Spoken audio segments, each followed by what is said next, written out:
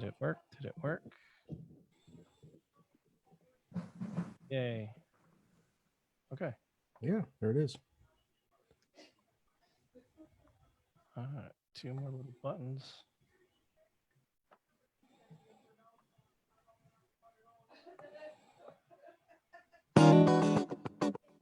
You're listening to the Podcast Detroit Network. Visit www.podcastdetroit.com for more information.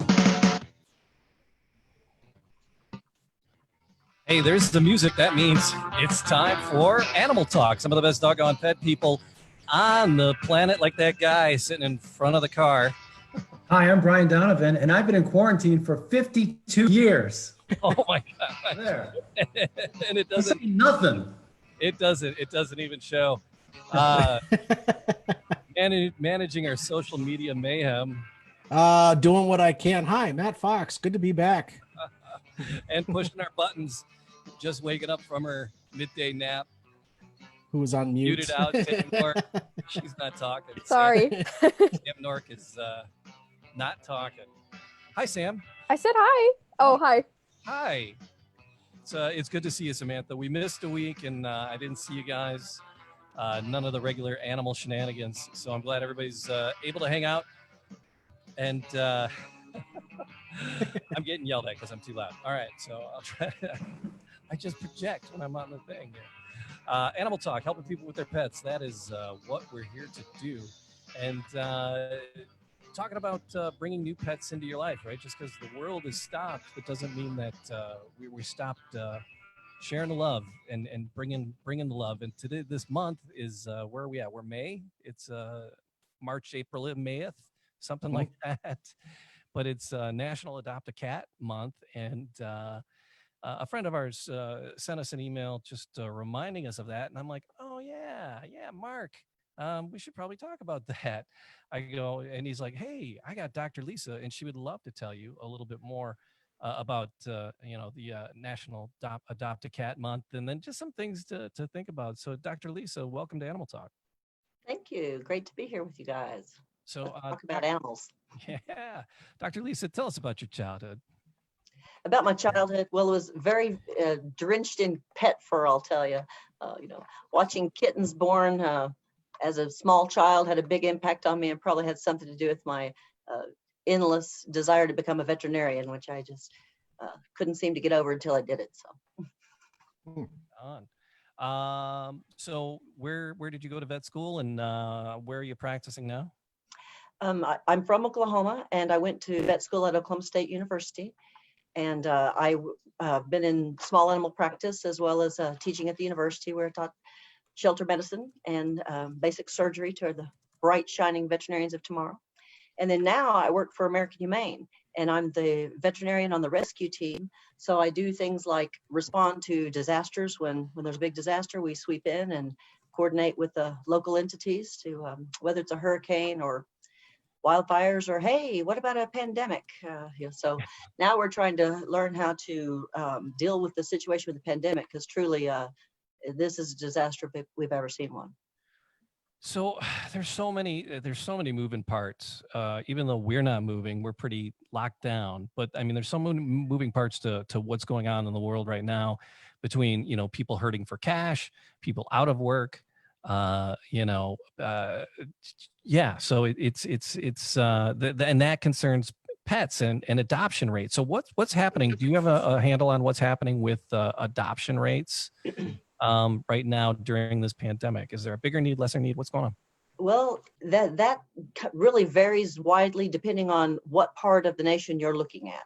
In a lot of our more metropolitan shelters, and in some of our areas that are more better funded, of course, we made a big push right off the bat about, adopt a pandemic pet. If you can take another animal into your home, this is a great time. Help reduce those numbers in the shelter. And, we know the shelter employees too are responding to this and struggling under it. And but in more rural areas or in more poorly funded areas, we are seeing shelters struggling because they're being, they have their normal load, and then add that on top this is kitten season and puppy season, where we typically do see an increase in animals going into our shelters. And, you know, quite frankly, here at the local shelter in Stillwater, just in the last few weeks, they at first things were looking pretty good. Adoptions were going well. They were doing them as remote adoptions. And then, but now we're starting to see the real effect, where people, either because they've lost their job, or they've lost their home and they're having to relocate and can't take the animals with them. I fostered a kitty for about a week myself to get him on his little path, and then now he's luckily off in his forever home and all. But he was exactly his scenario. And this is a cat that was a love kitten, had been clearly loved and cuddled all his life, but you know, by no fault of his own, he found himself in the slammer. And you know, our open shelters, they have no choice but to take in the animals that come their way. They must take them in, and if they can have space and the ability to adopt them out, that's great. If that number exceeds that, it's not so great. It is, and it's just so many people are facing difficult finances, and it's like they're making a hard decision of not keeping pets right now, which is difficult for folks. Yeah, I can't wrap my head around it. Totally heartbreaking. I mean, you can imagine somebody. We're all struggling emotionally. I don't know about you guys, but I like to think of myself as, you know, emotionally strong and all that stuff. Oh my gosh, you know, I get it now. I get the struggles of battling that, pushing back on depression. And imagine if you had to couple that with having to relinquish your pet in the middle of it all. It's really quite tragic. And you know, and then of course, how many animals are not getting spayed and neutered right now? Right. Because of decreased services, and that's the whole next wave of trouble. So yeah, Dr. Karen joined us, and she is a veterinarian here in the Metro Detroit area, and she runs the Serenity Animal Hospital, just this fabulous place, and they do a lot of fostering there at the Serenity Animal Hospital, and she's, you know, we've been sharing ideas with her about, you know, because it's they say keep it down to essential service. Dr. Karen, the spays and neuters those fall under the essential services, right? Yeah, adopting also felt, sorry, I'm letting my dogs in and out, so I look kind of funny, that's what I'm doing. Yeah, adoptions were considered a non-essential service, so we were not allowed to do adoptions. Wow. If we're following the rules. And as far as, you know, just the fostering and stuff, we can allow fostering. That is certainly something that can be done. But you know, we've had pretty good adoption rates in the past, but cats are always a tough one, and we've gotten quite a few kittens in already, and you know, I know that they're going to need to go somewhere really, you know, in the not too distant future. Spays and neuters were considered non-essential until just last week, when the governor allowed shelter spays and neuters only. So technically we're still not allowed to do client procedures, but we can do, you know, the animals that are considered shelter animals. So it's been kind of challenging, and, you know, working under all of these different conditions definitely does make things a little more interesting. Yeah. So if somebody's thinking about bringing a kitty into their household, Dr. Lesa, this is the Cat Adoption Month, National Cat Adoption Month. What are some things people should keep in mind? We have a top 10 list. I love top 10 lists. I love top 10 lists. But you had 10 ideas about things to consider when thinking about becoming a cat owner or expanding your cat family. Well, of course, you know, our first tip is, hey, why just get one? Get several. But you know, everybody, first off, quite honestly, you need to know your own limitations, and you want to approach adoption of an animal very seriously, and make sure you are prepared financially, that it's a whole family decision if there's others involved. And you know, so actually you want to make sure you take that decision making very seriously. And you know, utilize those people around you. You know, if you're adopting from a shelter, utilize them to help you match your personality and how you vision cat with the type of cats they know, because they know their animals. That way you're not picking one just based on color or hair length or whatever, but try to pick one that matches up a little bit better with what you expect out of a cat. Do you want one of those sleepy guys that lays around all the time, or do you really like the one that's real frisky and playful? So, look into that, and prepare your home. So, connect with your veterinarian beforehand. Set it up. If you know you're going to be adopting an animal, go ahead and make yourself an appointment, maybe half a week or a week after the adoption with your veterinarian to establish that relationship and to follow up with whatever care has been started at the shelter. But keep in mind, when you bring that new animal home from a shelter, particularly a cat, they have been through a lot. And cats and stress, it takes cats a long time to come down from stress, chemically to come down from it. It really does. And so expect that cat to need several days to maybe a week or two to really settle in, let it have lots of quiet time. Set up a room just for that cat where it knows it has a place to go, where it can get away from any other people or animals and have private place to be. Put all its stuff in there and let it come out as it's ready. And that cat will, it'll probably need to sleep up for a few days when it comes home from a shelter, quite frankly. But I totally agree with everything she said. And, one of the things we do, and hopefully most shelters do, is allow time for them to play with the animals, to find the one that that adjusts to them. We see, and this goes for dogs and cats, but boy, I tell you, we see some situations where a cat or a dog just will not connect with a person, but then they'll connect with another person really, really well. And we say they don't show well, and they may show, sorry, after joining me, they may show better for one person than another, and it's who they connect to. And that's really important. Don't, like she said, don't just pick based on color, pick based on what works for your household. And we often will recommend that people take 2 kitties at the same time, because if they have any intention of adding in the future, then it's always a good idea to do that at the beginning rather than afterwards, because cats may have established their personality and their territory and may not accept a newcomer as well or at all. That's so like true. you said, stress is really a big deal. I mean, if you add in a newcomer later on, then you can end up with a lot of issues with the cats too.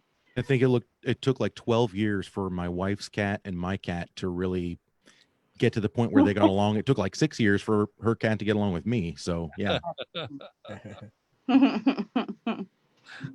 Yeah, everybody's different. And you do see some cats that are, not as open, as we say, they're feral. If they haven't been socialized as a kitten from the beginning, they may be very, very aloof and very secretive. And so people need to know that so that they know what they're getting into when they do adopt. I mean, I have a few cats here that I consider are semi-feral. They'll let me touch them. They'll let me, maybe do a little bit more, but they don't really want to come hang out with me or whatever. But as you can see, I do have some cats that are pretty friendly too. So, Dr. Lesa, cat proofing a home. Can you cat proof a home? Well, you just want to do your best, and the cat's going to point out to you pretty quickly the things you might have forgotten. But you want to think about things that cats. You don't want them chewing on electrical cords. You certainly don't want them eating, playing with unattended, playing with strings and things like that they might ingest. That can be a real problem in cats. You don't want to leave food on the cabinet. Well, that's an invitation for the cat to jump on your cabinet, and if that's not what you want, it's best to try to avoid that habit building. And so, look around and think. Cats have natural tendency to scratch. They certainly like to do it. So if you'll create them a great place to scratch and play with toys on that, drag things over that to entice them to that, hopefully you can direct that kind of behavior onto that. So there's those kind of things you can do. So get your house set up. Make sure before you bring Kitty home that you've already procured everything you're going to need. And that way, when the cat comes in, you just can let them settle. But certain plants are toxic to cats too. Some simple things like Easter lilies. There are things that we should not have around our cats. So, just do a little bit of research into it. If you have a wide variety of crazy plants in your house, you might just check it out and make sure you don't have one there that. Yeah, definitely. I had a question for Dr. Karen. What other advice do you have? Dr. Karen, do you have cats, or do you just own the cat butts? Because all I've seen is cat butts crossing the. There's a head here. See? I'm not judging. I'm just wondering if you own the whole cat. That's all. There you go. Here's Clarissa. Oh, okay. All right. Yeah. And another observation, I might as well throw my 2 cents in about cat ownership. If you take a baby kitten and you pick them up by the nape of the neck, they curl their legs and they curl into a little ball. And Sam does exactly the same thing when you pick her up. That's all I have.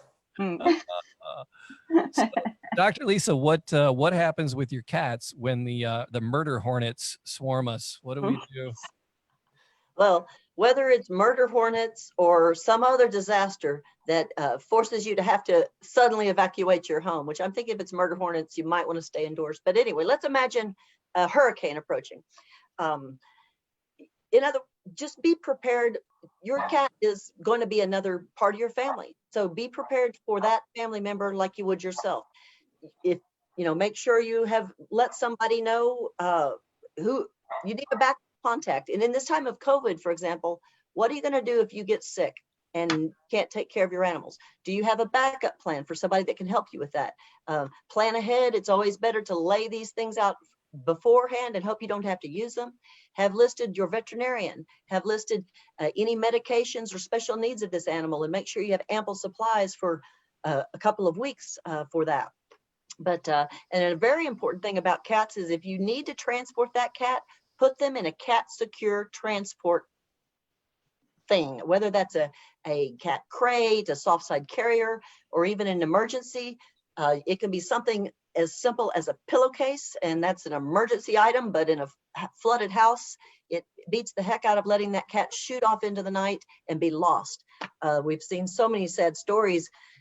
Cats should never be moved outside of their setting loose, because all it takes is one noise, one bit of panic, and they will bust loose from you, and you'll be scarred and they'll be gone.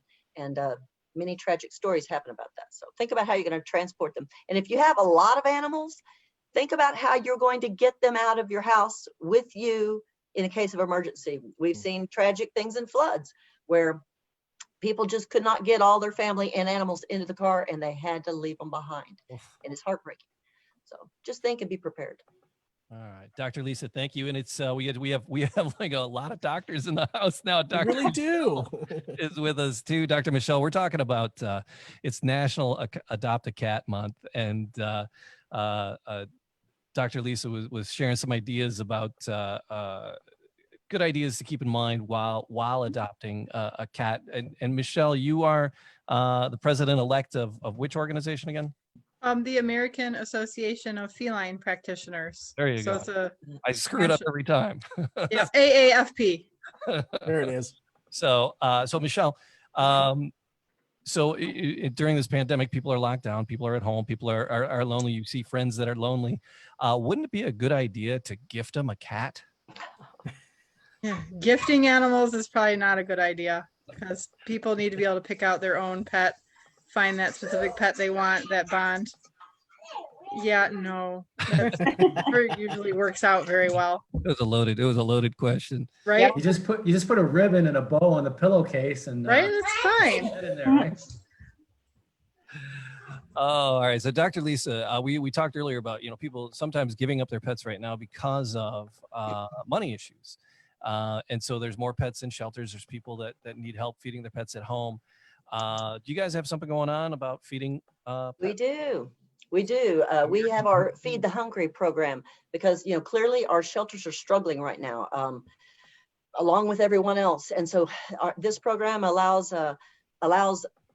shelters and all to write for support for food and supplies and medical supplies as well, because it's just a critical time for us to all step up and help. And American Humane, the people who support American Humane this is their big chance to help push out to shelters, whether it's one locally to you, and don't hesitate to reach out to your local shelter. You know, these are times where let's work closely if we can. And through our program, we try to touch some of those shelters that aren't getting the support that they really need. All right, there you go. So what's the website there? People can find out more about AmericanHumane.org. Please check us out. And we're the nation's oldest humane organization and have a proud history of many things. And but this Feed the Hungry campaign that we're putting on now is really important. So if you get a chance, go to AmericanHumane.org and help us out. Well, Dr. Lesa, so glad you were able to hang out a little bit and talk about cats, because I'm a cat. You could tell. I had Percy in here. I'm a cat guy. So I love talking about the kitty cats whenever we can. So thank you so much. And yeah, so check it out, AmericanHumane.org for all that information. And again, Dr. Lesa, thank you for being with us. Thank you. Thank you, everyone. All right. Thanks, cool. Lesa. So Andrew's here. Andrew, how you doing, man? Doing good, Jamie. How's everything? Excellent, excellent. Andrew was online earlier and he's like, is anybody doing their podcast tonight? I'm lonely. I'm so used to doing like tons and tons of shows, and today I had all kinds of stuff going on, and I was like, man, I got to get on a podcast. And actually, this is great timing. So Dr. Carey and Dr. Michelle, I have a question for you. So I had a cat show up in my backyard. What's it been, Jamie? 6 or 7 months ago, 8 months ago, something like that. Yeah. Not in good health, elderly, 13 years old. I don't think his hearing and eyesight's very good, and I think he might have a little bit of like kitty dementia, just to be totally honest. I have noticed a pretty drastic reduction in his vision recently. Just this morning, I noticed that he came around a corner that he always comes around in the morning, and he went headfirst into a vacuum cleaner that was there. So, you know, he hasn't been with us very long. He already seems to be confused a lot of the time, and now I feel like his eyesight's getting worse. Are there things that I can be doing to make him more comfortable during this kind of what I can assume is going to be a pretty steady decline?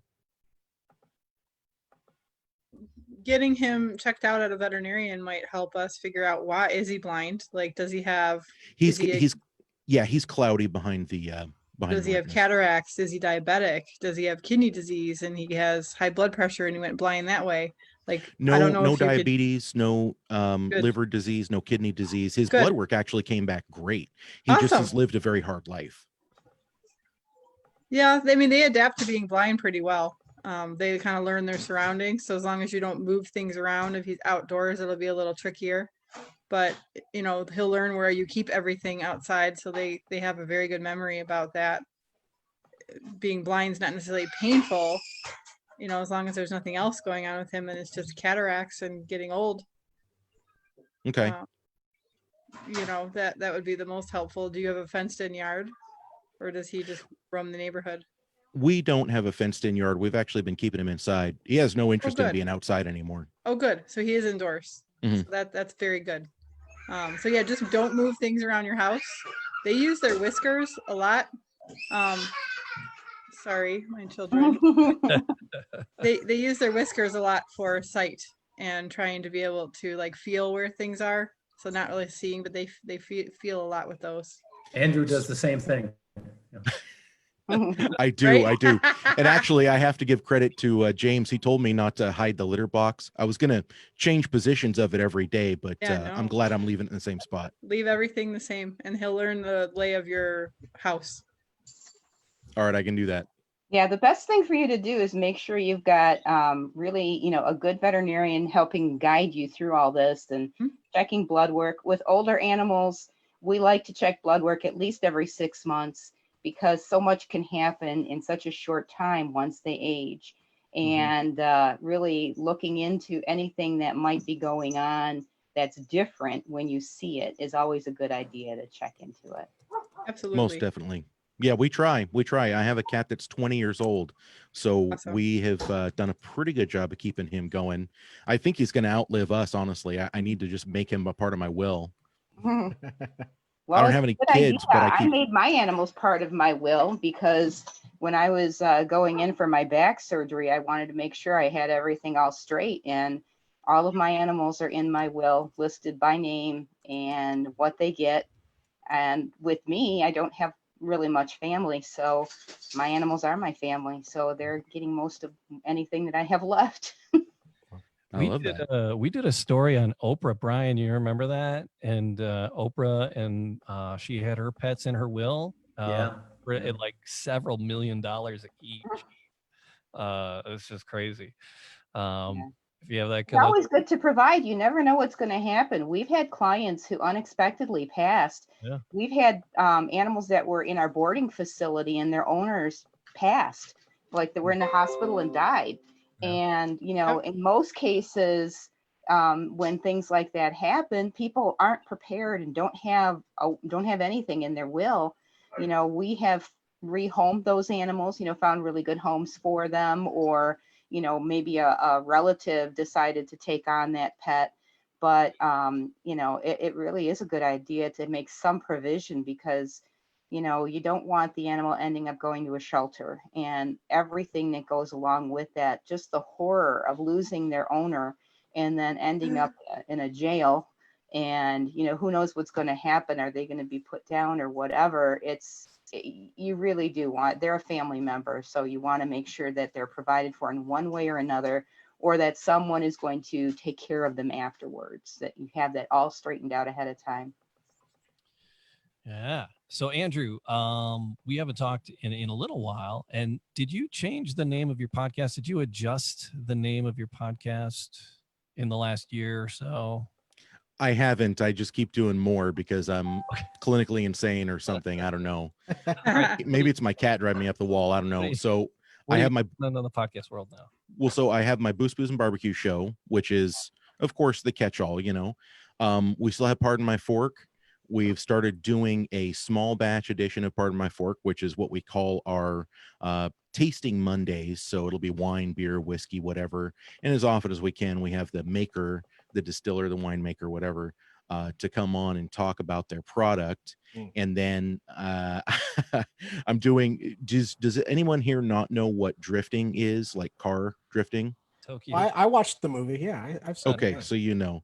Yeah. So I'm doing basically an Oregon drift show called Clutch Kick Radio with a friend of mine. And I'm producing 3 other shows that Oh my goodness. all go out. Yeah, you know, that's the funny thing about building myself a studio is once my friends started getting real serious about wanting to do something, you know, they decide they want to get serious about it.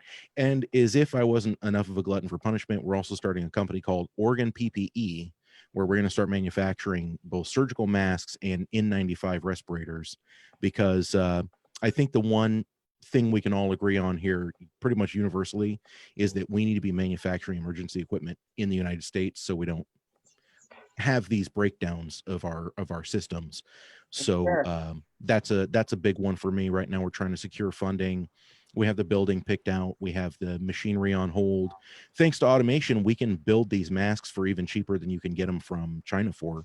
So it's really a no-brainer for manufacturers to bring it here and for our hospitals and first responders to start purchasing from more local companies. Andrew, is there a website, like a main website people can find your stuff? Absolutely. It's well, first of all, the podcasts are at thomascreekdigitalmedia.com. And literally it's just at and the name of the show, no spaces, on Facebook or Instagram or whatever. And then Oregon PPE is just OregonPPE.org. And we're still getting the website put together, but we love to hear from people. And you can actually email us at info@OregonPPE.org if you have any stories, any ways that not having personal protective equipment has affected you. We continue to compile those stories and try to send it to our very dense local politicians and try to get them to understand that this is something that we need, and it would be a good idea for them to help us out. Yeah, we have Podcast Detroit. We do some meetups, and we get together on the Zoom, and not for recording, but just for commiserating. And one of the people that joins the Zoom with some relative frequency is a nurse. And you know, inevitably she's, you know, her face is bruised up from the day. Yeah, it's there's a need for good quality stuff for sure. I'm not going to show you on camera, but my nose, I've got a rash from wearing one of the cheapo overseas made masks because I had a doctor's appointment for the first time in I don't know how many months. Threw that thing on, took it off an hour later, and I had a rash across my nose. And I just thought, what is in these things? We have no idea. Karen, you're having a hard time getting materials. Oh for yeah, your clinic? definitely. I was just talking about possibly adding face masks, and we can't, the face shields, I should say, and we can't get those. We haven't been. We've got like one box of N95 masks. We can't get any more. It's like you can't get the stuff, and I think it's easier on the human side to get the stuff than it is on the veterinary side. Because right now that's everybody's been donating and doing everything for the human side, but on the veterinary side, our suppliers don't have anything. Jeez. I'm real sorry to hear it, you guys. Hopefully 60 days from now, you can hit me up and I'll send you a couple 100,000. I like it. I don't know if we need that many, but that would be great. Hey, Brian, I got a question here, Brian. I don't know Yeah, if sure. it's going to turn out to be a medical question or if this is a behavior one, but it's about a cat and it's over grooming. There's an over grooming behavior. We have a 19-month-old rescue male kitten. He's constantly grooming himself. His fur is wet in several areas, and he works at it really, really hard. Do you know why he might be doing this? We comb him frequently. We fostered him since he was 2 months old, and we adopted him at 4 months. He was with his mother for 2 full months before he joined us. Just grooming. Is over grooming a trainable behavior? Well, it depends. It's the onset is what's important. If this cat was going about his business, everything was fine, and then he just picked up this behavior.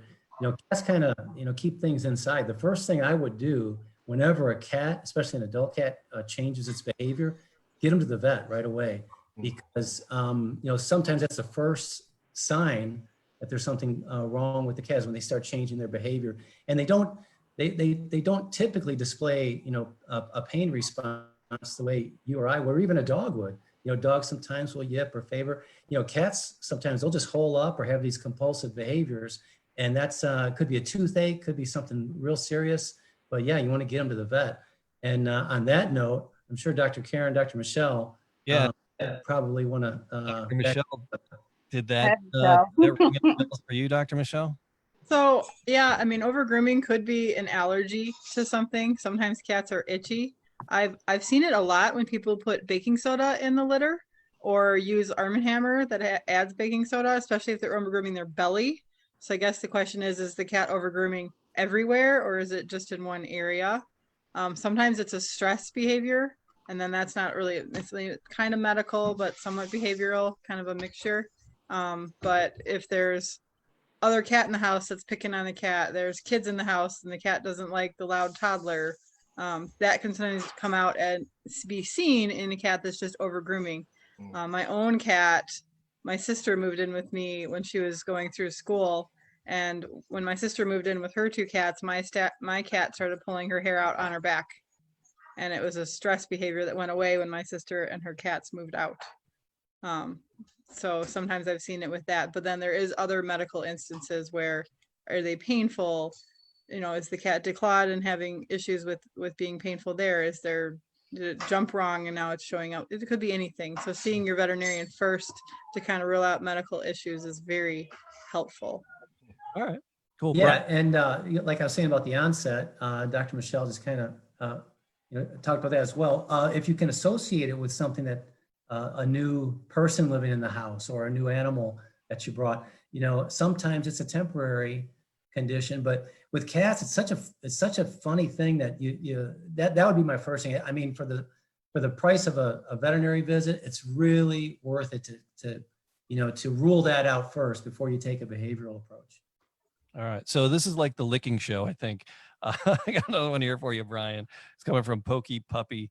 Why does my dog lick his bed? Why does he lick his bed? Any thoughts? He curled before he not only curls up in it, but he often stands outside of his bed and licks it. It could be boredom. I don't know. I'm just guessing. Why would my dog lick his bed? And is there a way to train him not to? Because it's weird. Can Well, I first just of say all- real quick, I think probably if you stop spilling meats on, that's going to help a lot. That and it could be a pacifying behavior, but a lot of times with dogs, it's they don't keep stress inside a lot, and so they'll bark or they'll lick or they'll be destructive. Licking, especially licking one of their items, is probably one of the least destructive things a dog can do. So if that's it, if that's the only behavior, and otherwise the dog is doing fine, I wouldn't spend a whole lot of time trying to stop it, because you get rid of that behavior, and that's going to be replaced with something else. Again, you look at the onset. Is this something that the dog just does? It could be a pacifying thing. Does the dog do it right before it goes to bed? Sometimes dogs have these behaviors where these behavior patterns where they'll circle their bed, and they kind of have this routine, and that's a healthy thing actually. So if you associate it with a certain time of day, and the dog's really not destroying anything, he's eating well, he looks healthy, he's acting healthy. It's probably just a quirky thing that he does. Why is it his bed? I don't know. It could be the material that it's made out of. And like I said, if you can pinpoint it to a certain time or a certain part of his routine, it just may be some vestige behavior of when the dog was a puppy. And again, if it's an excessive thing where he's licking himself and maybe licking his paws raw, you might want to look at things like allergies or maybe a substrate that's bothering him that he's walking on or laying on. But if it's just licking his bed a little bit, it's a little weird, a little odd. I know Matt does that at home. I talked to his wife, and Can't stop. I can't stop doing it. It's just it's habit. But other than that, he's kind of normal. So we just kind of let it go. You mentioned fabrics, and we do see sometimes microfiber is something that they like to lick for whatever reason. That tends to be something. So, and a lot of things are made in microfiber now, so that might be something to look at as well. All right, there is this behavior that some dogs have. It's when puppies are suckling and they kind of have that milk haze where they're just kind of zoning out. If that's what he's doing, let him go. He's just relaxing. He's just kind of getting out a little excess energy, and he's just kind of getting in the zone. And I wouldn't really pay too much attention to it, other than maybe make a video out of it and get a YouTube channel, and maybe people find it entertaining and make some money off it. I don't know. Can I ask another lick question? Jamie, I think you're right. I think this is a licking episode. I've seen cats, especially mine. They find a spot on the floor in the carpet, and they continue to lick in that one spot all the time. They can't stop. Is that kind of the same with what the dog is doing, or is that a so specific behavior for a cat? They just lick, and we call it her lick spot. I don't know any other way to. It's the same spot on the carpet. Same spot on the carpet. Is it daily? Just about. Is that the area where you do your Pilates? What was that, Karen? I said, is it suckling or is it licking? Like licking. Sucking she's licking, no suckling. It's the weirdest thing. I kind of have this mental image of, do you know that episode of The Office where the whole container of chili gets spilled on the floor? Yes. It could be one of those situations. I was just saying. All right. Could be something that cat smells there that he just likes. Is it a wood floor, Matt? It's carpet. I know, but underneath, is it wood? Actually, no, it is not. Okay. Because sometimes dogs will indicate, especially if your house has a crawl space, they'll indicate where a rodent or something may be holed up underneath your house, maybe scratch it, that sort of thing. But cat may be doing the same thing, but if it's a cement floor, you can probably rule that out, I suppose. Strange. Yeah. I just figured I'd toss it out there. We're talking about licking, so what better time? Right. All right. So Andrew, we're going to test your skills here. Samantha, I sent you an email. Did you get that email? And Brian, Matt, you should have the email too, right? Yeah, because absolutely. You guys dig out that email. Andrew, we're gonna play a little game here. Fact or fiction? You decide. All right, here we go, Andrew. 3 headlines ripped from the news. 2 are true. 1 is absolutely false, created by me earlier when I should have been self-grooming. Thanks, Kathy. Whatever. All right, so they're going to read these 3 headlines to you. One is false. 2 are true. You got to pick the false fact here. And they'll take turns. Ladies first, Samantha, you get to be the reader. Do you have it yet? She's working on it. All right, we'll start with Matthew while Samantha. Yeah, ladies first it is then. All right. Wait, so, you didn't even send it to me. All right. Do you have it, Matt? Yeah, I got you. All right. So this is story number 1. Indian border police dresses up in bear costumes to chase pesky monkeys away. There you go, Andrew. Headline number 2, dogs being used to serve guests in cafes to maintain social distancing. All right. Sam, you find it? You didn't even send it to me. Okay. And headline No, I swear. number 3. Headline number 3. Dogs go through teenage phase when they hit puberty. Boy, you guys, if this were last year, I think I would be able to pick one, but since it's 2020 and basically all bets are off. All right. All right, so one more time for you, Andrew. You ready? So headline number 1, Indian border police dresses up in bear costumes to chase pesky monkeys away. Yeah, and then the dogs being used for social distancing and dogs go through puberty. Wow. I'm not gauging the headlines. I'm gauging you guys more than anything. And I'm feeling like, the 2 dog ones for Animal Talk Radio, that's pretty good. But at the same time, man, I've been watching some videos from India that are just like, I don't know, putting me way out there. I am going to go ahead and go with the Indian one. Keep my fingers crossed. I found it. That's real. Oh, there you go. All right. So, let's pick on Dr. Karen. Dr. Karen, we got 2 headlines left. We're down to a 50-50 chance. He guessed Matt. He was wrong. Brian, what was your headline again? My headline is dogs being used to serve guests in cafes to maintain social distancing. And Sam, the third headline? Dogs go through teenage phase when they hit puberty. Well, dogs do kind of go through a teenage. So I'm going to say that one's true. And I'm going to say in the cafes is false, but I'm not sure about that because nowadays, who knows? Wile-E Coyote, super genius. That was I made that one up. Although who knows right now, people doing there's dogs delivering wine. We read that story a couple weeks ago.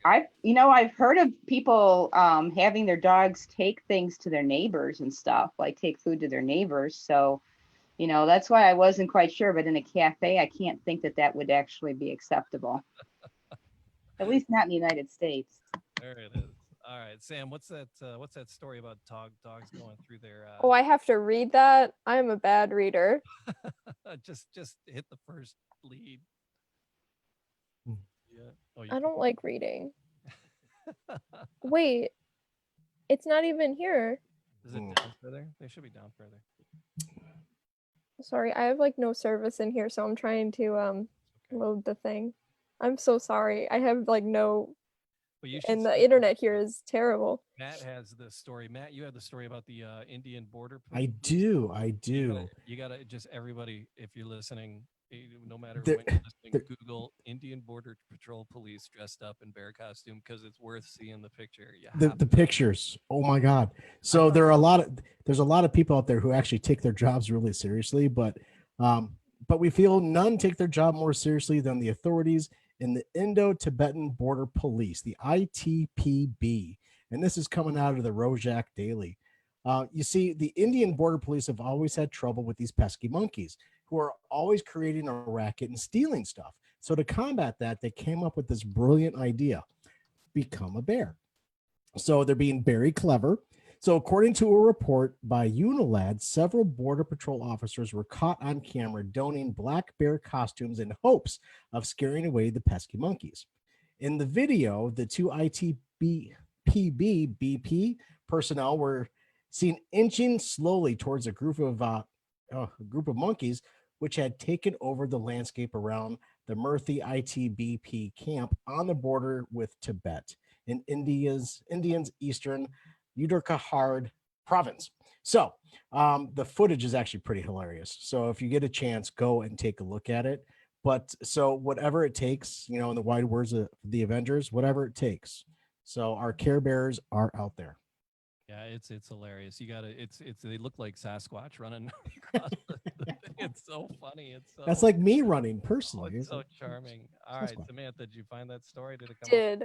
I'm so sorry. It took me a minute. I also hate reading because I'm terrible. Can't do any worse than I do. What?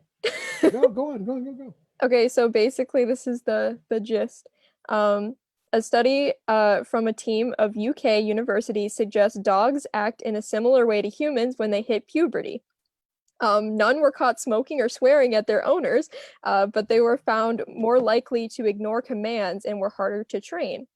So the team of universities looked at 69 dogs before adolescence, which is 5 months, and then again during 8 months, which is, I believe, I don't know dog years.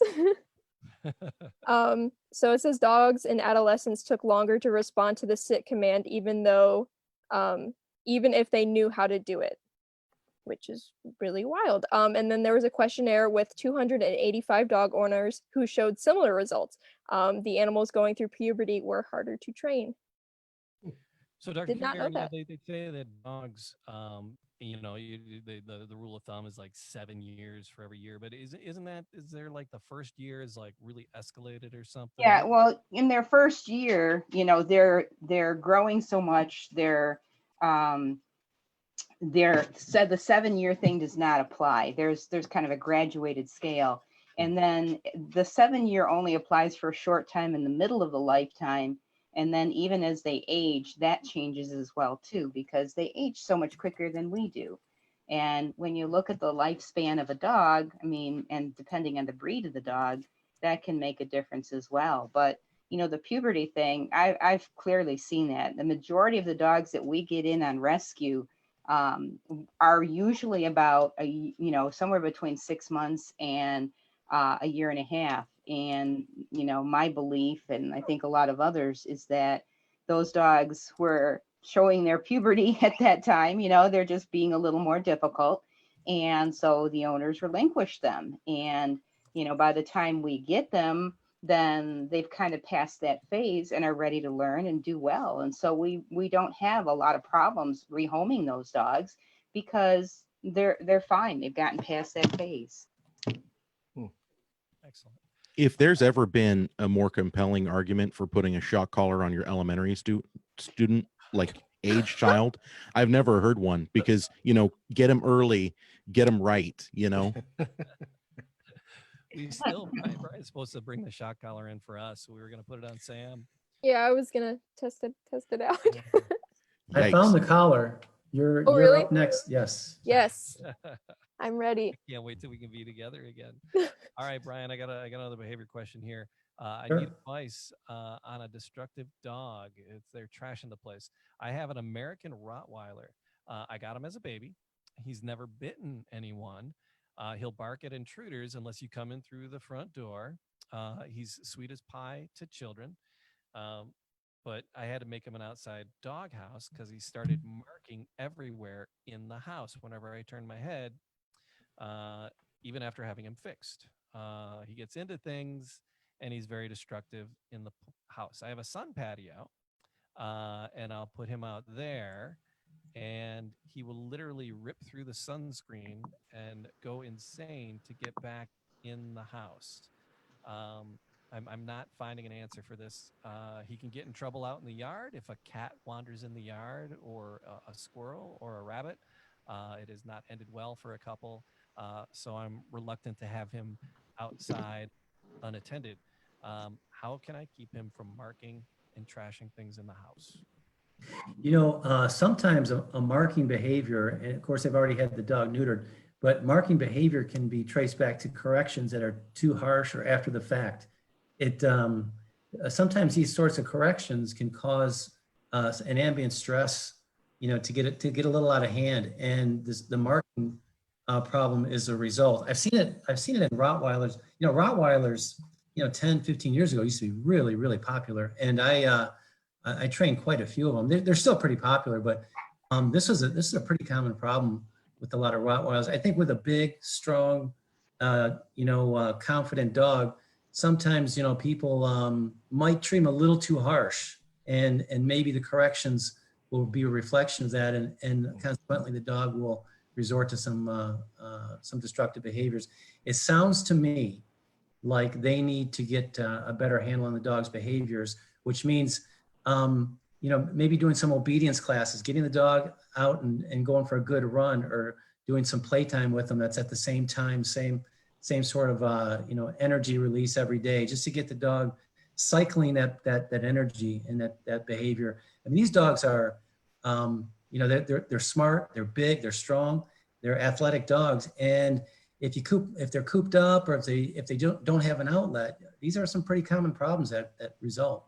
So, and one of the things you want to look at is corrections after the fact. You can't correct a dog after the fact. All it's going to do is cause stress and cause anxiety in the dog, and you're going to end up with a lot of problems. So, first thing I would do is enroll in a basic obedience class as soon as the quarantine is lifted, and see if you can get a language with which to communicate with your dog. That'll go a long way towards lowering that stress. Well, there is even remote training going on right now. People are doing some remote training. Yeah.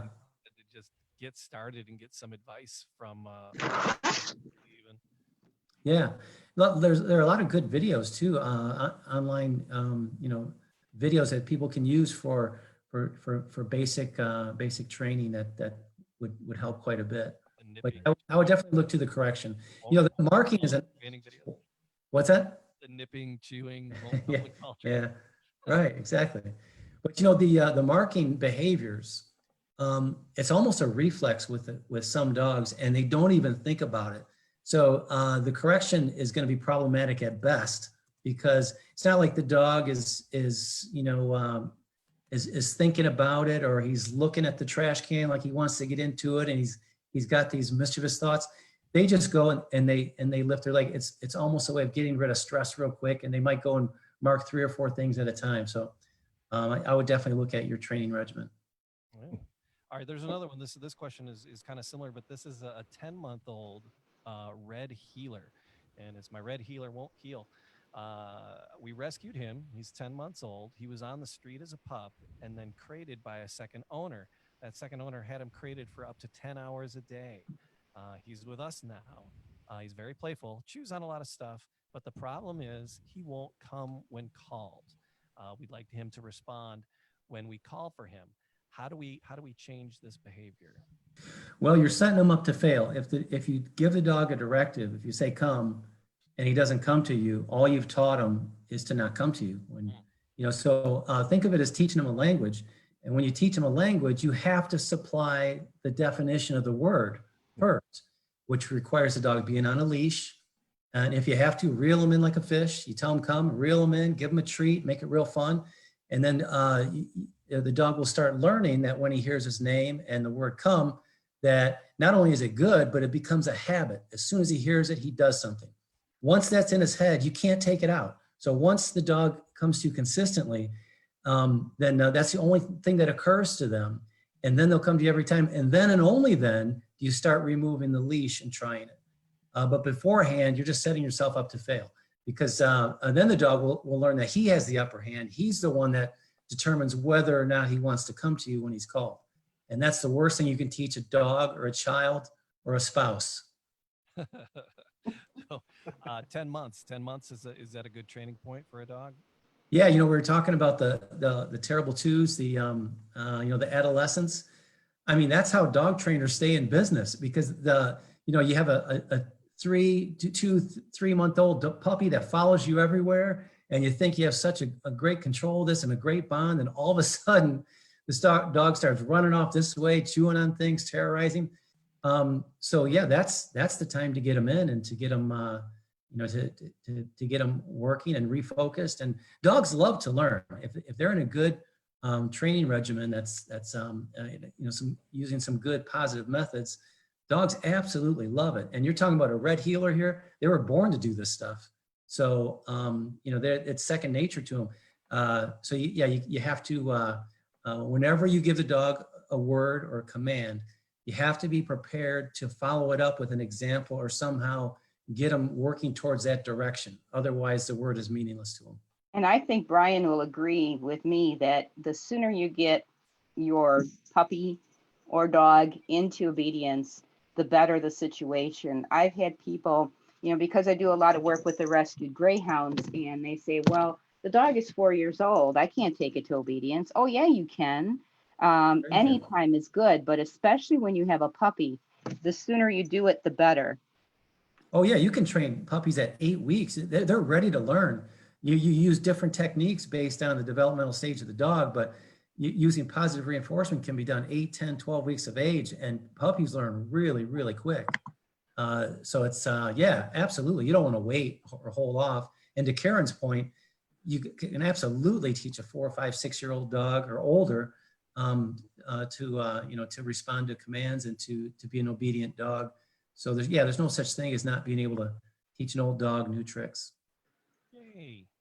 All right. Hey, I can't believe how fast this hour has flown by. It's just, it's like lightning fast. Who's bad? Time flies when you're talking about licking. Time for the bad animal joke of the week. I feel bad about these already. Are they not good? I feel ashamed already. It's time for the bad animal joke of the week.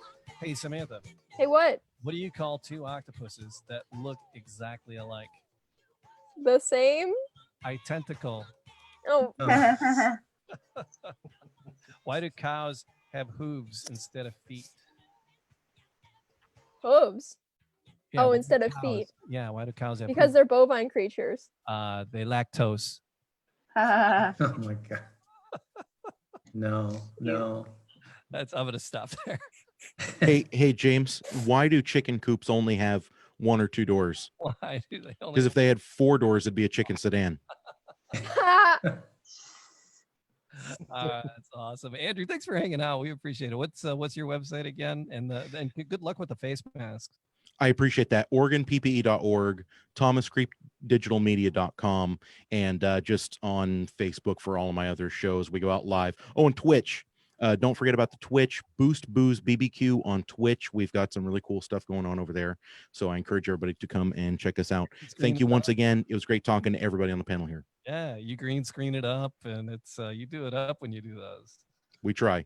That's awesome. All right, Dr. Karen, what's the website for the clinic again? It's SerenityAnimalHospital.net. All right, Sam, give us a shout out. Oh, hey, so we are the Animal Talk podcast, and we have our website, www.animaltalkradio.com. And then we have our social media accounts, Facebook, Instagram, and Twitter at Animal Talk Radio. And then we have our merch site, wearingfunny.com, so you can go buy some merch and do that. The new And I t-shirt. think we have a YouTube too. The new shirt has Matt on it. It does? It does. So Maybe I'll buy it. all right. Anyway, everybody, thanks. Yeah, thanks so much for hanging out. Appreciate it. Brian, I appreciate you.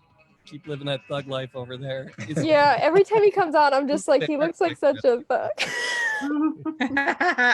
He's like that one mean guy at the end of the bar on Sons of Anarchy. Listen, I just haven't showered today. That's all. I just I just woke up. All right, you guys, everybody, please have an exotic week. And kiss your wild thing for me.